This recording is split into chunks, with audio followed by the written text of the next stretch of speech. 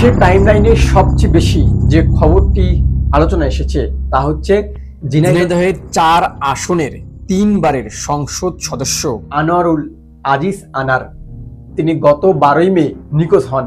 নিখোঁজ হওয়ার পর 22 মে কলকাতার নিউ টাউন থেকে তার লাশ উদ্ধার করা হয়। তিনি একজন বাংলাদেশের এমপি, ঝিনাইদহের 3 আসনের 3 বারের সংসদ সদস্য নির্বাচিত এমপি। এমপির সম্পূর্ণ লাশ উদ্ধার করা হয়নি, দেহের মূল অংশ ট্রলিতে ভরে পাচার করা হয়েছে বলে জানানো হয়। এ ঘটনায় 6 জন জড়িত। কলকাতার পুলিশ এ তথ্য জানায়। ভারতের পশ্চিমবঙ্গ রাজ্যের সঞ্জীবা গার্ডেনের একটি ফ্ল্যাট থেকে তার লাশ উদ্ধার করা হয়। যে ফ্ল্যাট থেকে আনোয়ারুল আজিজ আনারের খণ্ড বিখণ্ড লাশ উদ্ধার করে সেই ফ্ল্যাটটির মালিক একজন বাংলাদেশী নাগরিক। তিনি ভারতে ভুয়া কাগজপত্র দেখিয়ে তিনি ফ্ল্যাটটি কিনেছিলেন। তাকে কলকাতার পুলিশ খুঁজছেন। আনোয়ারুল আজিজকে পরিকল্পিতভাবে হত্যা করা হয়েছে বলে জানান বাংলাদেশের স্বরাষ্ট্রমন্ত্রী আসাদুজ্জামান খান।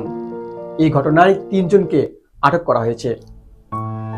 নিখোঁজ থাকার পর বুধবার 22 মে ভারতের পশ্চিমবঙ্গ রাজ্যের সঞ্জীবা গার্ডেনের একটি ফ্ল্যাট থেকে ঝিনাইদহ 4 আসনের সংসদ সদস্য আনোয়ারুল আজিম আনারের খণ্ড বিখণ্ড লাশ উদ্ধার করা হয়।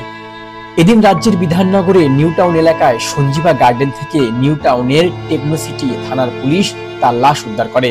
পুলিশ জানায়, এমপির সম্পূর্ণ লাশ উদ্ধার করা সম্ভব হয়নি, দেহের মূল অংশ ট্রলিতে ভরে পাচার করা হয়েছে।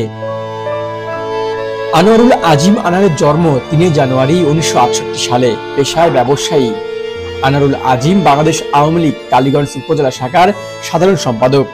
দ্বাদশ জাতীয় সংসদ নির্বাচনে তিনি 3য়বারের মতো সংসদ সদস্য নির্বাচিত হন।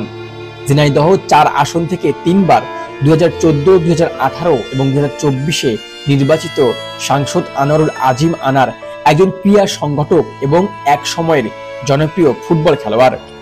ছাত্র জীবনে আন্তঃস্কুল ক্রীড়া প্রতিযোগিতায় ফুটবলে তার নেতৃত্বাধীন দল কালীগঞ্জ সরকারি ভূষণ পাইলট মাধ্যমিক বিদ্যালয়ে জাতীয় চ্যাম্পিয়ন হওয়ার গৌরব অর্জন করে। ছাত্র জীবন থেকে তিনি বঙ্গবন্ধু শেখ মুজিবুর রহমানের আদর্শ নিয়ে রাজনীতিতে পা রাখেন। স্থানীয় পৌর নির্বাচনে কাউন্সিলর নির্বাচন দিয়ে ভোটের রাজনীতি শুরু করেন তিনি। এর আগে বিশাল ভোটের ব্যবধানে উপজেলা পরিষদ নির্বাচনে জয়ী হয়ে দায়িত্ব পালন করেন। জাতীয় নির্বাচনগুলোতে তিনি জয়ের ব্যবধান দিয়েই একই জনপ্রিয়তার স্বাক্ষর রাখেন।